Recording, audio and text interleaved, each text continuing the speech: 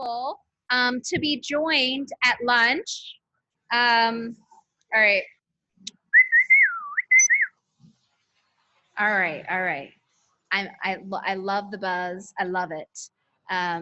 We are so thankful to be joined at lunch today by Vermont's Lieutenant Governor, David Zuckerman. He is a climate champ. Yeah, see, I don't even need to introduce him. He is a climate champion, a renewable energy champion, an economic growth champion, a local resilience champion. Maybe his I know his favorite job is father, but he also, feeds us with delicious organic produce from his farm as well. Really needs no introduction because I know you know him and love him well. Vermont's Lieutenant Governor, David Zuckerman. Thank you so much for joining us.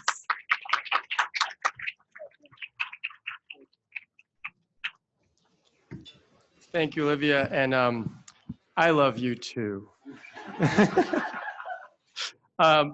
It's always a pleasure to come speak with you here. I do consider this a room of friends, and beyond a room of friends, a room full of people who really get it in terms of the severity of the crisis we're facing with our climate, as well as, frankly, some of the interconnected issues of climate injustice, as well as economic struggles for a lot of people and other injustices. And so whenever I come here, it's a pleasure to see so many friends, mingle, chat, etc. But I think we are all recognizing as each year passes and we have this meeting and we struggle to move progress in the policy arena, in the social movement arena, that we are running out of time to go slowly.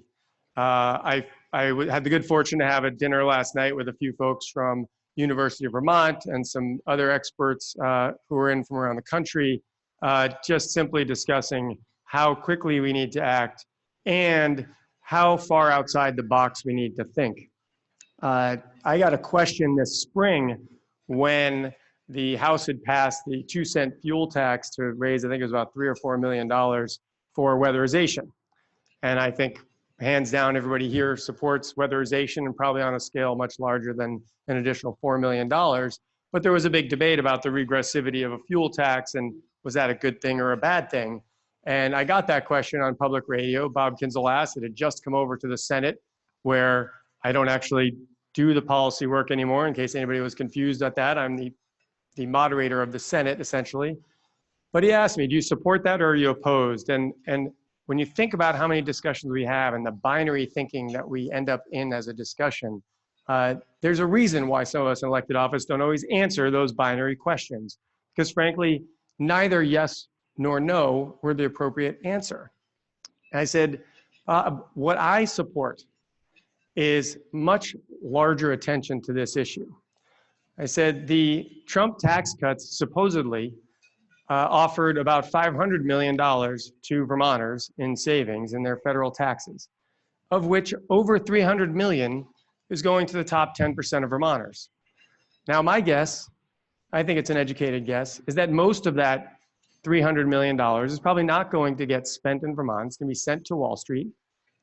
And it's not really going to help the Vermont economy, and it's not going to certainly help us with our climate crisis. What if for 5 years we were to take half of that and say, wealthiest 10% of Vermonters, go ahead and put $150 million in Wall Street, but maybe the other $150 million each year could be invested in Vermont's future, in the infrastructure of Vermont, and particularly in a climate economy. What if we put $30 million a year towards weatherization? What if we put $30 million a year towards broadband into our rural areas, as we did with electrification and telephone lines and highways and roads, to boost our economy of the future, which is much more working from home and working in your local community? What if we put $30 million a year towards solar grants, not credits, but grants for working class and working poor individuals who don't get the benefit of tax credits because they don't have enough income to warrant that investment, nor do they have the upfront money to pay for those solar panels in a tax credit type of scheme. And that would lower the cost for working people in Vermont, who are often the folks we are struggling to get on board with some of the ideas because they're just trying to put food on their table and pay their bills month by month, week by week. That's one idea. That may not be the right idea, but the people in this room are the folks who are thinking well outside the box with respect to traditional slow creep policy changes, because we do not have time. I don't know if you agree with me on that, but we do not have time for slow incremental change. Anybody agree? Now, some of you are the folks I would need to talk to and say, do we have the person power to implement that much solar energy and that many retrofits on houses and so forth? I'm pretty sure we do. I'm pretty sure you would hire, for those of you in the businesses, you would look to hire more folks. You might even attract some people from out of state if you couldn't find all the expertise and willing hands in Vermont. God forbid we brought a few more people in the state. I think that's one of the agenda items that we all talk about. Working age, smart, working folks coming into the state. So I think we could do that. I did hear, I was not here this morning, but I heard that there maybe was some negative commentary towards the Global Warming Solutions Act that has been discussed. And I just want to let you know that not everybody in the executive branch thinks that way. I think that's something we absolutely must do. The reality of resolutions and sort of pat yourself on the back with goals and then not meeting them is not part of the rapid effort and changes that we need to do. And when you look at those states that have implemented such policies, they have moved much more concretely forward. They've been lowering their carbon emissions. It's not enough to just have the legislature pass resolutions 8, 10, 20 years ago with goals that we don't meet. And it's not enough to also say when the president pulls out of the Paris Climate Accord, well, we believe in the Paris Climate Accord, and then not work to implement policies that our own commissions say we should do, which I think you're well aware of what I'm talking about, so I won't elaborate further. We are at a turning point. We've got the Climate Solutions Caucus in the legislature, great House and Senate leadership on that in that caucus. Many senators and representatives are part of that caucus. I know they're organizing quite a bit this summer and this fall, getting ready to hit the ground in January. But I have to say, they're going to need your help. So the last few words I'm going to say before introducing our amazing keynote speaker is a question that I ask every group I talk to all across the state. And I suspect more of you will raise your hand to this question than most, but I do it in college classrooms, high schools, Rotaries, various groups all across the state. And the basis of the question is because I often talk about democracy and adding our voice to the process and having our voices be what dominates the process, not those with the resources to always have a voice milling about the building. While there are some very good lobbyists here, I don't want to knock our lobbyists too much, but the voices of people as constituents in this small state can have an incredibly powerful influence on the outcome. So I ask my audiences, you find time to go for a jog or play a sport a couple times a week. You might watch a movie once a week or every couple weeks. You might have a knitting group or a book group with friends each week. And I ask how many folks, and again, this room is going to be a little unusual, but how many folks make 15 or 30 minutes a week to participate in democracy? To make a phone call to your legislator, to research a topic, to write a letter to the editor, to comment online in a pleasant and respectful way, by the way. How many people here, 15 to 30 minutes a week, participate in democracy, right? So it's a pretty good number. That's a higher number than usual. And for those that didn't raise your hand, there's no shame. And here's the reason. All of you that don't raise your hand, and in these other rooms, like I said, it's 70 and 80% don't raise their hands. I say, you're actually the people that give me hope.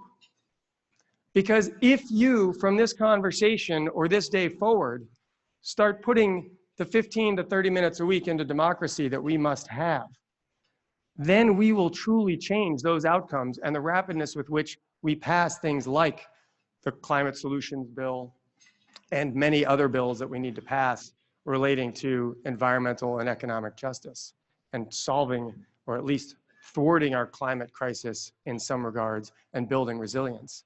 So if you didn't raise your hand, what I want you to take away from the yapping lieutenant governor in front of you is our democracy is counting on you. Our planet is counting on you.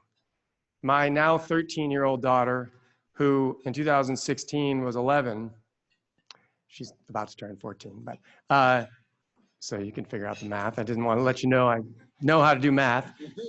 The night I got elected and the night that this president got elected should have been one of my highlight nights of my life. Obviously, with the election of this president, it was not.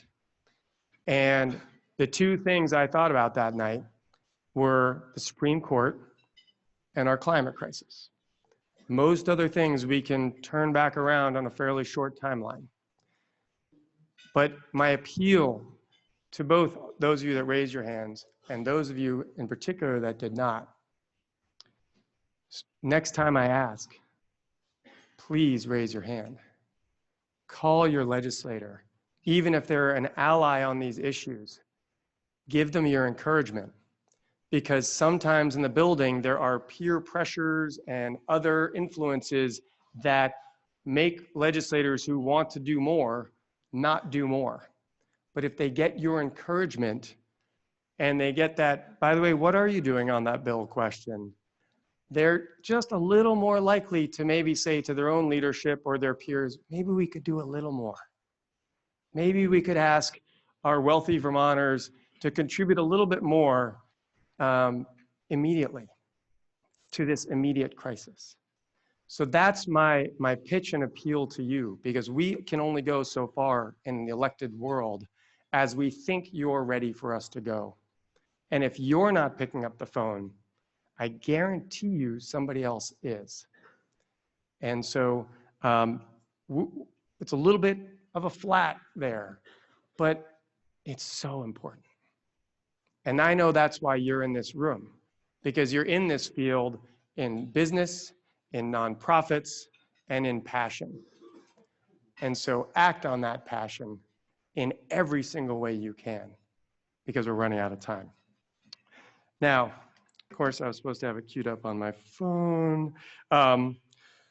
Jules, whose last name Kortenhorst, is with the Rocky Mountain Institute, and he's the Chief Executive Officer of the Rocky Mountain Institute, an organization that many of you, I'm sure, have heard of. Amory Lovins is a name that many of you know, really has been looking at this issue for decades and trying to figure out how we move forward from renewable energy to energy consumption to the social concept of who we are as individuals and the tragedies of the commons and so forth. An incredibly amazing leading organization out in Colorado. Since 1982, they've advanced market-based solutions, and I would argue we need market-based solutions, we need political solutions, we need social solutions to transform our global energy use to create a clean, prosperous, and secure future. Jules, prior to Rocky Mountain Institute, was the founding CEO of the European Climate Foundation, the largest philanthropic organization dedicated to policy development and advocacy on climate change in Europe. And before launching the Environmental Climate Foundation, he served as a member of the Dutch Parliament for the Christian Democratic Party. And prior to that, he was in the private sector, including being CEO for international operations of Client Logic Corporation, a global leader in outsourced consumer relations management solutions. He also worked for Royal Dutch Shell, among others, as a managing director of Shell Bulgaria, and he began his career as an analyst at McKinsey & Company. So he has been in many different roles that we've all looked at, from nonprofit to corporate to government. And I think we're incredibly honored to have him here to speak with us today and offer us a presentation on renewable energy and our thoughts for the future. Please welcome Jules.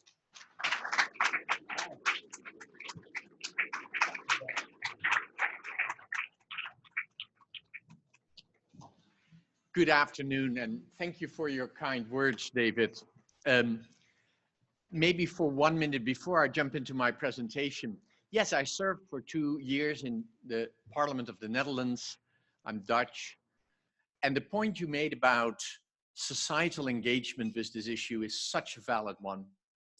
When I served in Parliament as a member of the Christian Democratic Party, I was probably the most outspoken member of my caucus on the issue of climate change and the energy transition.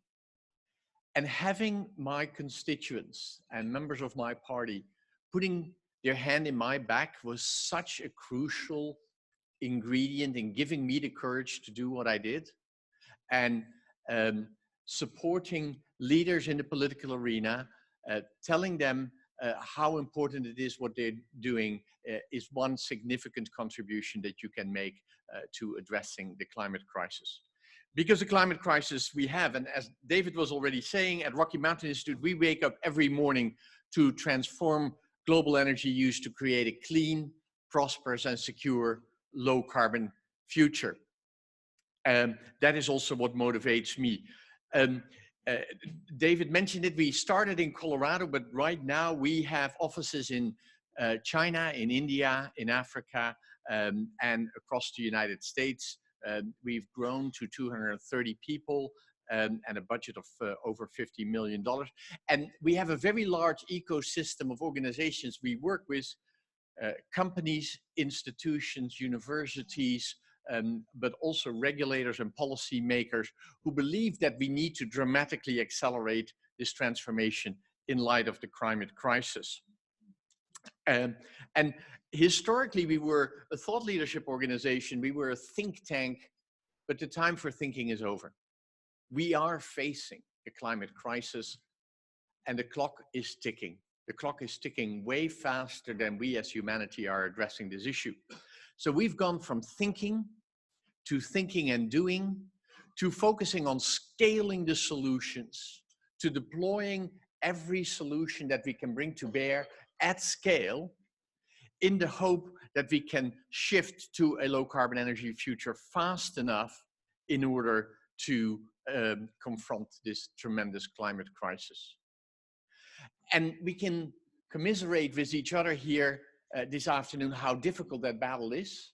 But what I would like to do for the next 20 minutes is to give you a little bit of hope.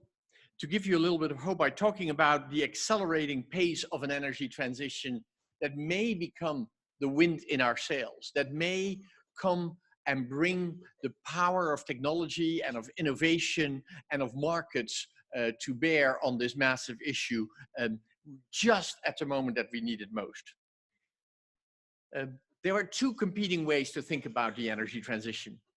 Historically, many people have thought about the energy transition as that flat line at the bottom of the graph. The perspective that shifts, transitions, movement in the energy system take a very long time, that new energy technologies take 30, 40 years before they can come to scale. The view often exposed by the International Energy Agency and energy companies that basically say, yeah, well, we can do that, but we have to go slowly. But there is also an exciting alternative view. It's the view of the Rocky Mountain Institute, but it is also the view of many other organizations. Interestingly, it's the view of Greenpeace. And if you look at the historical forecasts of the pace of the energy transition, Greenpeace is in fact the most accurate forecasting organization when it comes to the energy system. And that story goes very different. That story says we are on an exponential curve. At the beginning of that curve, but we are on an exponential curve. We are seeing a dramatic acceleration of this transition. We are seeing a lot of factors contributing to this transition that are speeding up the pace of what needs to happen. And there are 6 of those factors, 6 of those drivers of the energy transition that I would like to quickly review with you. We are seeing accelerating technology change that is driving down costs. I think we're seeing policy momentum, not just here in Vermont, but all across the world. And as a result, we're also seeing that emerging markets are now leapfrogging. This is no longer just something of the developed world. The integration of all the energy technologies of the future is creating positive feedback loops that are crucially important. And finally, that Wall Street market that you referred to, David, may well come to help us, because investors are starting to realize the risks associated with the old and the opportunities associated with the new. So let's look at each of them in detail. On these graphs, you see the cross-cutting technology change that is rapidly scaling up.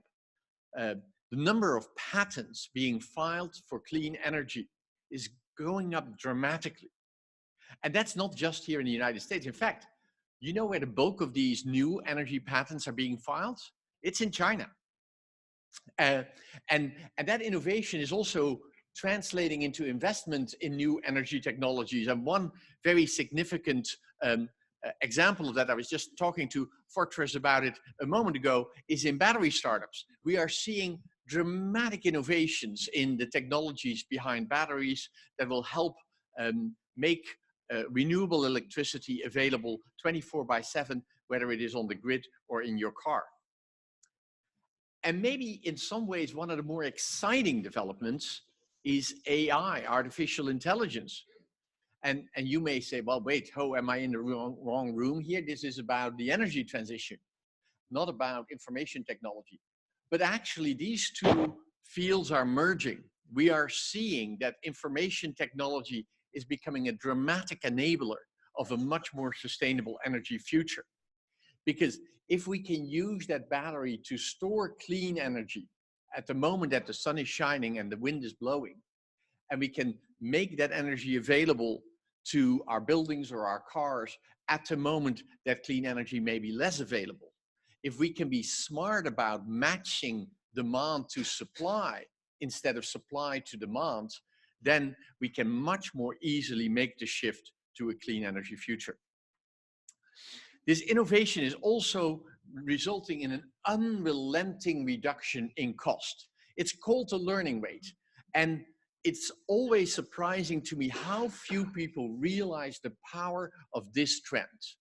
The learning curve basically means that every time that the globally installed capacity in an industry doubles, the cost comes down with a standard percentage. And in the case of solar, over the course of now 40, 50 years on the left-hand side, the cost of solar has been coming down with about 28% every time that that globally installed capacity doubles. And when we peer into the future with our institute, we don't see anything that changes that learning rate for the foreseeable future. Solar is already, in places around the world, the most cost competitive way to produce electricity, and the cost keeps falling and falling and falling. And the same for wind turbines, a slightly less fast reduction in cost, but still 14, 15% in cost. Every time the globally installed capacity of wind doubles, the cost comes down. These trends are now making renewable electricity more cost effective in most of the United States than existing coal plants. We are starting to shut down coal plants, not just in states like Vermont, but in traditional, more conservative coal states like Indiana, because utilities are doing their sums and they are seeing that it is cheaper to shut down an existing coal plant and build new wind and solar installations to produce electricity. And just 3 weeks ago, we put out a paper at RMI that said, not only is it cheaper to build renewables to replace existing coal, we can now stop building new gas plants because it's more cost effective. In virtually all of the United States, 90% of the gas projects in the pipeline right now are beaten economically by wind and solar. That is tremendous progress.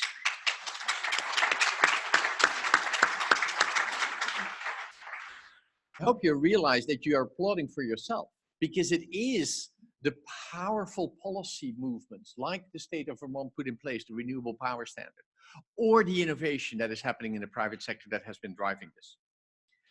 And here's another exciting one. We were just talking about it. We are about to put out a report that says that we are seeing the exact same trend in battery technology right now. The number of battery breakthroughs that will be commercial in the next decade is amazing.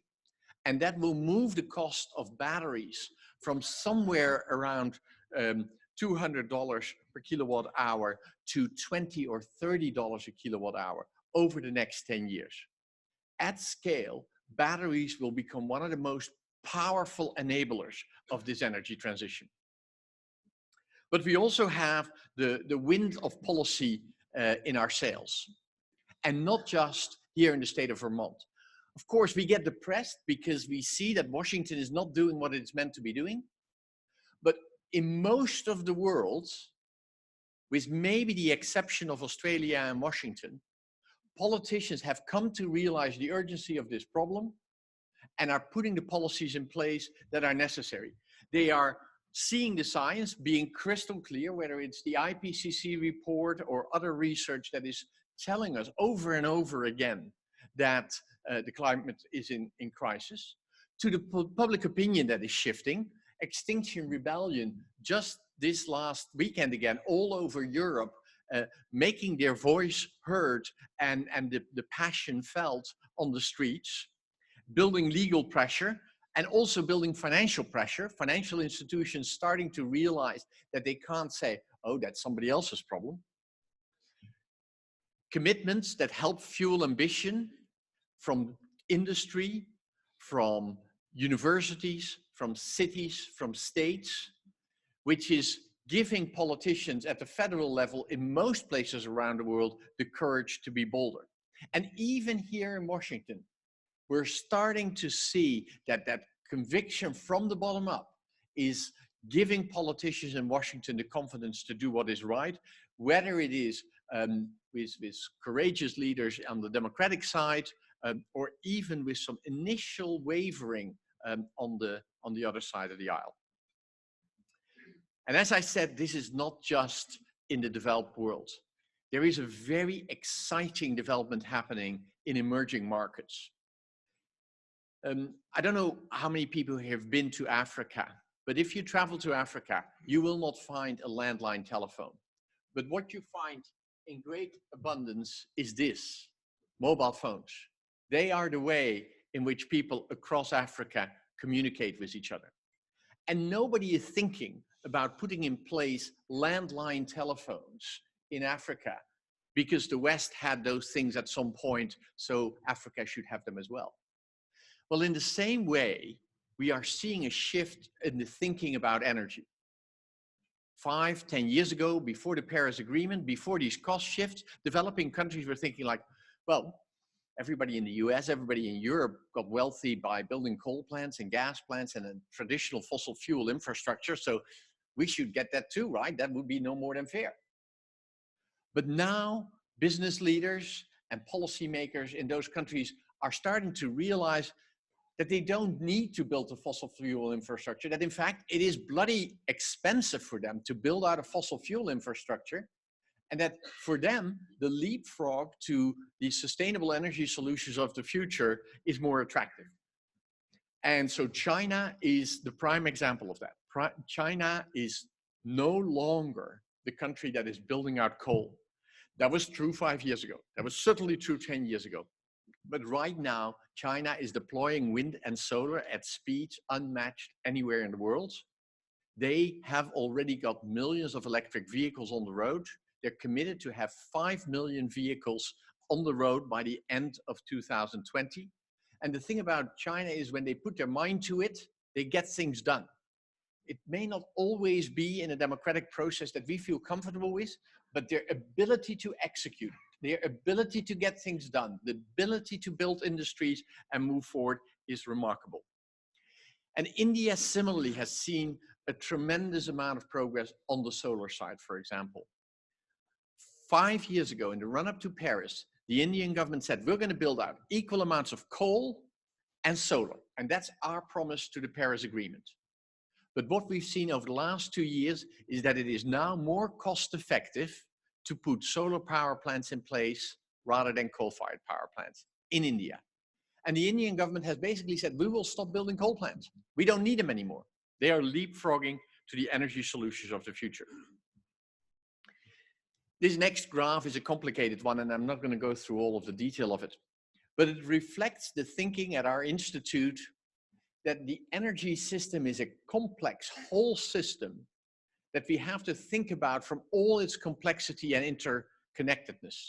We have to understand energy in all its full systems implications. And that is starting to work in favor of the energy transition. We talked earlier about the progress we're making on batteries. That progress, of course, started with those mobile phones, and then it came to electric vehicles. And now it is, I heard this morning, 2,500 households here in the state of Vermont that have that battery in their basement. And as we are starting to deploy batteries to stabilize our electricity grid and to make solar available at the end of the afternoon when the sun is setting, we are driving down the cost such that electric cars become cheaper, at which point GM and Ford and Chrysler are starting to realize that the future is electric, which drives down the cost even further, which makes it easier to store the solar energy in batteries for our grid. These feedback loops are starting to build on themselves. And we see a dramatic shift in the way in which people are starting to understand that if we weave a complex web of renewable energy solutions, we will be able to make the shift to a low carbon energy future much faster and much more cost effective. And finally, Wall Street is coming to help. That may seem hard to believe, David, but it is really true. Because financial markets understand damn well when incumbents are in trouble and new solutions are emerging. In fact, Amory Lovins, our founding father, has this lovely expression. He says, when investors understand that the toast is in the toaster, they don't wait for the toast to be done. When investors start to see that oil and gas are, and coal in particular, are the technologies of the past, they move out. Here you see the drop in, on the left-hand side, the drop in the price, the market cap of electric utilities in Europe between 2007 and 2018, when they were not yet deploying the renewable solutions of the future. And the market wiped out massive amounts of financial strength from those utility balance sheets. Most coal mining companies in the United States have gone through bankruptcy over the last 5-7 years. It's because investors have come to realize that coal mining is now a lousy business to be in. It's a declining industry. And this is maybe my favorite one, GE. In some of my business past, I worked with GE executives who are very capable.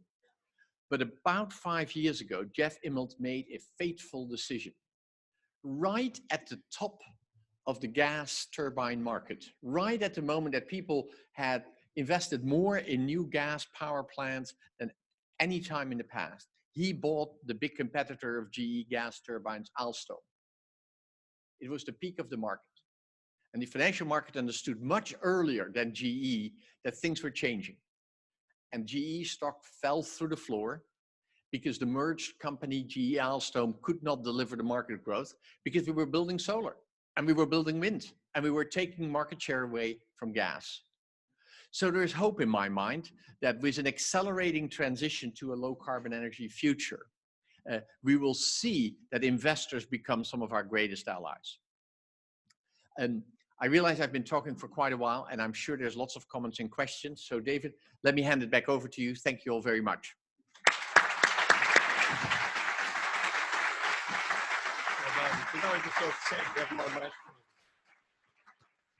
Well, thank you, Jules. I think these are on, right? I want to remind everybody you can submit questions through the online system, and that's about as much as I know about it, so hopefully you were told how to do it earlier.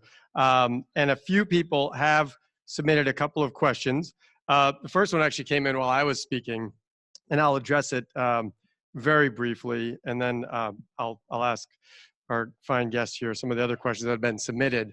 But one of the questions submitted was, why not tax gas and diesel to fund efficiency measures and give fuel tax breaks to low income, same as we do with property tax? And for those of you that are familiar, this idea has been talked about for a few years in the legislature. And in general, in concept, I've been very clear that I support that. The carbon tax or carbon pollution tax, which I've been assailed for regularly in the political realm, but somehow it didn't seem to hurt last election. So we do have public support for that concept, so long as we hold working class people sort of free and clear through these kinds of rebates. The problem that I've learned about this, though, as well, is it only leaves a very small portion of money left for investing in the carbon-free future that we're looking for. You have to put 70, 80% of those dollars back into the general public's hands to just rebate what they've spent. And it doesn't actually change habits much when you add 3 or 5 or 10 cents to fuel use. So would I support that? Yes, I've said that over and over again, but I just think that goes into the not enough money relative to the scale of the crisis situation that I talked about earlier. I don't know if you also want to comment to that form of market supply demand, and then I'll go into some of the other questions, but I just did want to answer that to whomever asked that. Well, David, it's interesting that this idea comes up, because at Rocky Mountain Institute, we've been talking for a long time about what we call fee-baits, reduce the tax on clean vehicles, maybe have zero tax on electric vehicles, and increase the tax on gas guzzlers, whether you do it through the price of diesel and gasoline, or you do it through the price of road taxes for these vehicles. It is a powerful incentive. But we also have to make sure, of course, that this is a just transition, that this is a transition where everybody can participate and everybody can be part of it. So each legislature and each setting has to think through, in their local setting, are we ready to start making that shift happen? Do we have enough penetration for electric vehicles already? Is the mindset about paying for your road infrastructure and for the pollution cost, is that mindset far enough along so we can make those moves, or are we not all the way there yet? I hesitate to comment on the specifics of the Vermont situation, but let me just give you an illustration of how the city of Beijing is now dealing with this, because it's a really interesting lesson. In China, in order to register your car in one of the big cities, you have to be part of a waiting list, because roads are terribly congested and there is a hesitation to register more cars. If you buy an electric vehicle, you don't have to wait. If you buy a gasoline vehicle, you have to wait a year to register your car. That works. As an elected official, I'd be interested to see how that would go over. But so one of the questions, there's a few great ones that have come in, so thank you, and keep chiming in or voting on the ones you think are most important. But in looking at different state clean energy policies across the country, what do you think has been the most transformative state clean energy policy that is least appreciated for how powerful it might be? And I think that falls on similar to that last one of the reward in terms of our success relative to the effort it takes. I'll mention two. One we all know about, and I think Vermont is a wonderful example of a success story here, and that is the Renewable Portfolio Standard. Demanding from our electricity system that over a period of time we switch to more and more renewables. And I think the way that Vermont has implemented with multiple tiers has been interesting and a great example for other states in the nation, where I think historically it has been probably the most transformative policy that has worked across the United States, and we wouldn't be where we are with the relative cost of renewables if several states, including Vermont, hadn't been leaders in that space. One that I love, which is often not fully appreciated, and one that is deeply passionate for us at Rocky Mountain Institute, is building codes, boring building codes. But the reality is that now that we've made good progress in making our electricity clean, we have to start seriously worrying about how are we going to make our heating and cooling clean. And particularly in a state like Vermont, where in the winter it may sometimes be a tad bit chilly, and you guys also may sometimes suffer from a little bit of lack of sun. I know how that feels. I'm from the Netherlands. I think we had 5 days of sun last year. The challenge is that particularly in those cold winter months, at the moment, we're emitting so much from heating our buildings that we'll never get to the net zero world we need to be in by the middle of the century if we don't address that.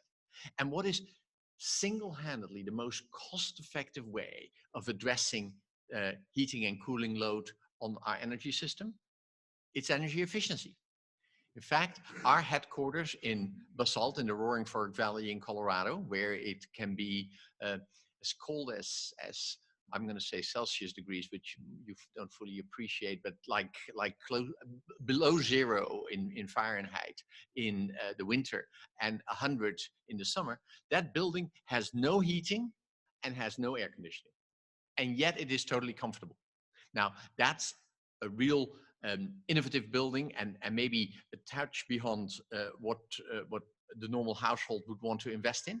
But right now, we should be putting in place the building codes for buildings of the future that drive us to much, much more efficient, even near zero emission buildings, because that's the only way in which we're going to decarbonize heating and cooling. Thank you. There were a couple questions that I think somewhat flow together.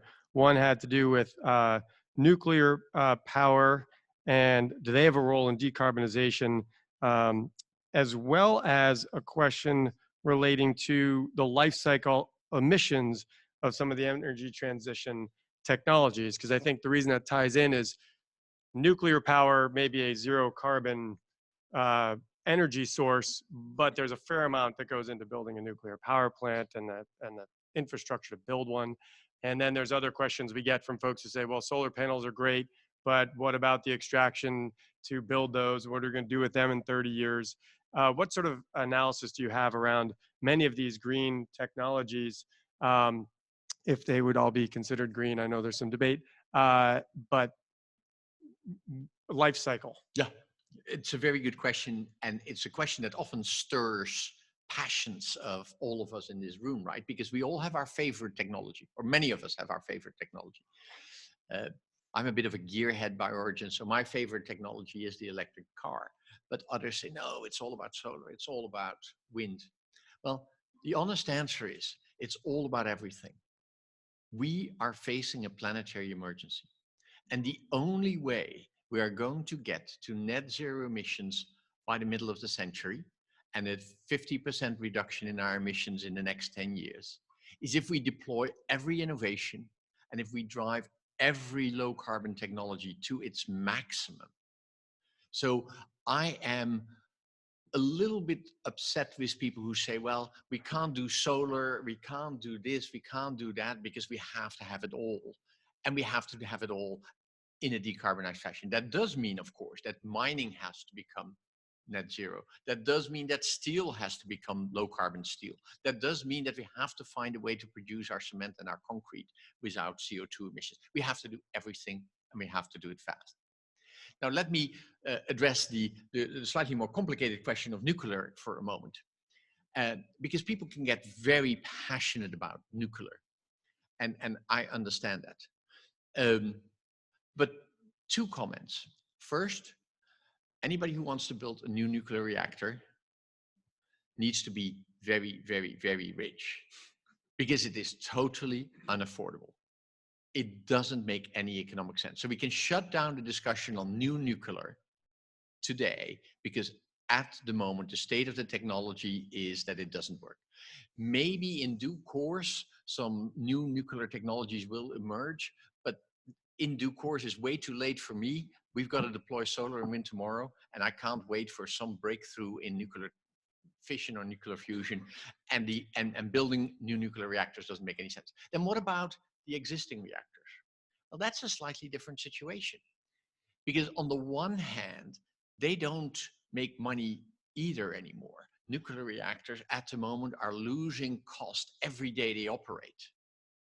But on the other hand, they produce electricity without CO2.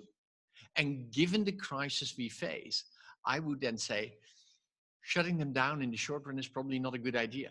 Now, if we can smartly figure out how we can use the same money that we are using to support nuclear power that is not cost effective and deploy it with energy efficiency, we might be better off. But that political dance is so complicated that I'd rather not get in the way of it. I like every form of energy that doesn't emit CO2. And I like it much, I like it fast, I like it at scale, I like it tomorrow. There we go. We have a great question. I think it fits with Vermont with the discussion around TCI as well, but we only have a renewable portfolio standard on electricity in Vermont. Can you speak to any successful examples of all fuels portfolio standards and sort of broadening that method? I don't know that I'm aware of any state in the United States that has formally adopted a renewable energy as opposed to a renewable electricity portfolio standard. But what I have seen, which has been quite effective and supportive for politicians like David, who are trying to fight this fight every day, and for policymakers who are trying to have a clear framework, is to put an overarching climate policy in place as a state, as a country. Say the example in the UK. The UK about 6-7 years ago adopted a law that says we will set a target year on year on year for reducing our greenhouse gas emissions as a country as a whole, and we will create an independent committee that will hold the government to account and will provide the legislature with information about the progress against that goal. And then about 6 months ago, under the pressure from Extinction Rebellion, that law was updated to now say, and by the way, by the middle of this century, we will be net zero emissions. We will have no more CO2 emissions that are not offset and offsets within the country. So that is a very bold mechanism to effectively achieve the same thing, to say we need to change our whole energy system and our industrial complex to eliminate emissions. We'll put out a timeline, and now everybody understands what the policies agenda will have to be in order to deliver that. So no specific example of such a portfolio standard, but maybe the frame of a binding target for the whole state of Vermont to be net zero by the middle of the century, and a plan between here and there to get there might do the same thing. Thank you. We have a couple highly supported questions, including how can state policymakers help Vermont Gas to transition to a fossil-free company? This is pretty ambitious, but we've talked about being ambitious, within no more than 5 years. Or maybe at least the concept of having a company that is fossil fuel based transition its concept. I don't know if there's something else that can be sent through those pipes. Most things I think are carbon based that go through pipes, but maybe you've got a magic bullet for us here. There are no magic bullets, but there is maybe silver buckshot. We need every single tool, right? But this is a very good question, and in fact, it is interesting. Also, very much on the agenda in the Netherlands, where the government, where natural gas penetration is 99.9%, and where the government has decided to close down the natural gas network over the next 30 years. But that does mean that companies that solely depend on natural gas are going to have to think about a transition to a new technology or a strategy where the last one turns off the lights. And that's last strategy is never appealing to companies, right? If you tell people working at Vermont Gas, can the last one please turn off the lights? That's not a great way to inspire your staff and to build investor confidence and so on and so forth. Electrification in the built environment is going to be a major part of the answer. So where gas is used for heating, we believe at Rocky Mountain Institute that electrification is the way to go, and it will be a very big part of the answer. But we will also see in certain parts of our energy system a role for hydrogen, and experiments are taking place to see if we can use the existing pipelines for transporting hydrogen. And if you burn hydrogen, the only thing you get is water, so that's not a climate gas. But how do you get clean hydrogen? That means lots more renewable electricity that is used for electrolysis of water that then in turn is used for heating. So that's still a long technology trajectory. In the short run, electrification is probably the right answer for much of the heating load. And that means that Vermont Gas will have to see how they can be part of that transition. Doesn't hydrogen have a little explosive problem too, or is it safe? So that's a good question. So why hydrogen?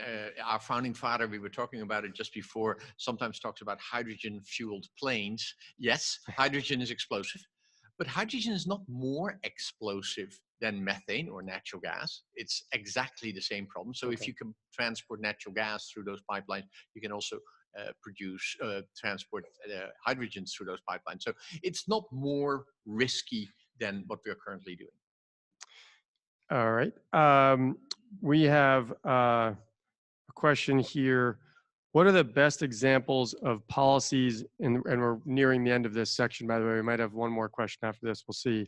What are the best examples of policies in the United States that help with affordability and equity in transitioning to renewable energy or EVs? And I think that plays also to what I talked about earlier with some of the challenge of how do we make renewable energy and a transition to a cleaner energy future more economically available and not punitive on working class folks, which in our state and across the country are becoming a greater and greater divide.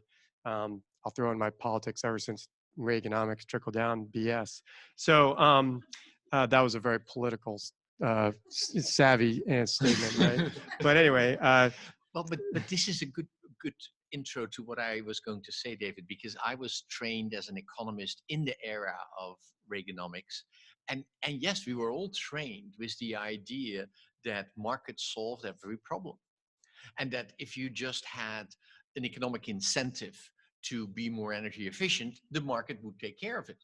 But the reality is that there is a lot of reasons why energy efficiency doesn't get deployed. And yet it is the most climate justice, take care of people with lower incomes policy. Because if we can reduce the energy bill for people at the bottom of the pyramid, we make this transition easier, right? So how, for Pete's sake, can we do away with CAFE standards, or can we make CAFE standards less strict, the automotive standards, when as a result of that, we're going to basically increase the fuel bill on everybody driving a vehicle?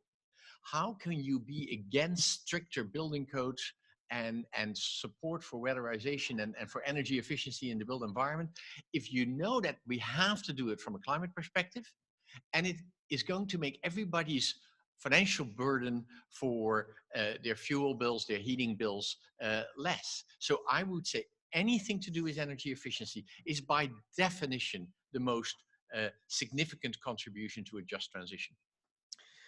And the last one is a very quick question, and I'll give you some further information than just the question, which is that Vermont has some quite amazing economic and environmental thinkers. We've got the Gund Institute at UVM. I'm not sure if you're familiar with them, but a question was posted: since you've opened Rocky Mountain Institute offices in some other places around the country or the world, how about opening an RMI office in Vermont? What a lovely and warm welcoming question. You have tremendous leadership in this state. I will give a shout out to my dear friend Bill McKibben, and to the movement that he and Middlebury College sprouted in 350.org. They are amazing. They have been amazing for many years. You have a senator who, I hope he is well, has been a vocal leader in this subject. I need to think about it. I'm sure that there are lots of arguments why we could. I can see that the challenge will be, and now I'm going to say something controversial, from some of my snow-loving colleagues in Colorado, that the skiing is slightly better in Boulder. But the summers here are absolutely lovely as well. I've spent many of them here on Lake Champlain. So who knows if there's not a good excuse to open an office here. Thank you.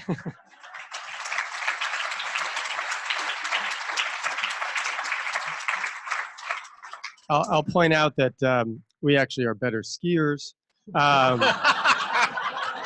And so your folks could learn something from our amazing skiers in the crowd. We have better craft beer, and soon enough, we'll also have better cannabis. So with that, please let's thank Jules, for your presentation and knowledge, and welcome to Vermont.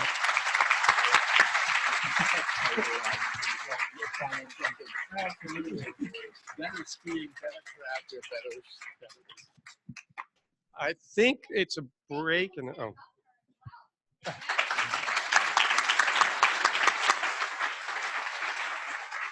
Is it now go to the next event?